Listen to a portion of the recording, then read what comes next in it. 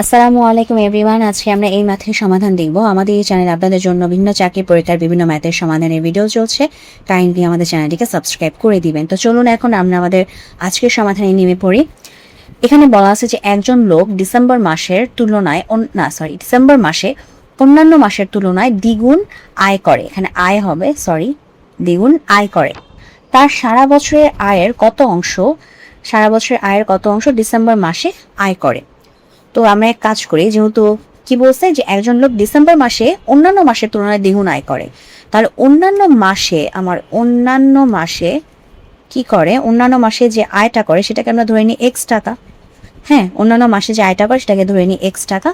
আর December মাসে যে আয়টা করে সেটা হচ্ছে আমাদের 2x টাকা। ওকে, আচ্ছা, বলছে সারা বছরের আয় আমার ডিসেম্বর মাসে, মানে সারা বছর আয়ের কত অংশ ডিসেম্বর মাসে আয় করে। তো যেহেতু আমরা অন্যান্য মাস এবং ডিসেম্বর মাসের আয়টা পেয়ে গেছি, তাহলে আমরা সারা বছরের আয়ের পরিমাণটা বের করতে পারি। সারা বছরের আয় হচ্ছে আমার কত?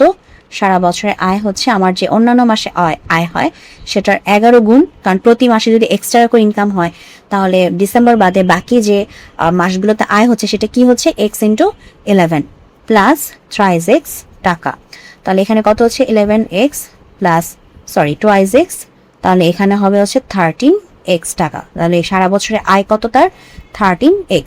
এখানে হবে 2x, thrice x না 2x। ওকে, আর সারা বছরের আয় কত? তাহলে তার 13x টাকা। আমাদের কাছে জিজ্ঞাসা করছে কি, সে সারা বছরের আয়ের কত অংশ ডিসেম্বর মাসে আয় করে।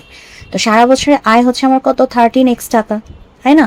সারা বছর আয় হচ্ছে 13x টাকা, আর ডিসেম্বর মাসে আয় করে হচ্ছে আমার 2x টাকা। তাহলে আমাদের কত অংশ আয় করতেছে? 2/13 পার্ট অংশ সে আমার ডিসেম্বর মাসে ইনকাম করতেছে। তো এটাই ছিল আমাদের আজকের প্রশ্নের সমাধান। তো যদি ভিডিওটি ভালো লাগে অবশ্যই ভিডিওতে লাইক দিবেন, চ্যানেলটিকে সাবস্ক্রাইব করবেন। ভালো থাকবেন।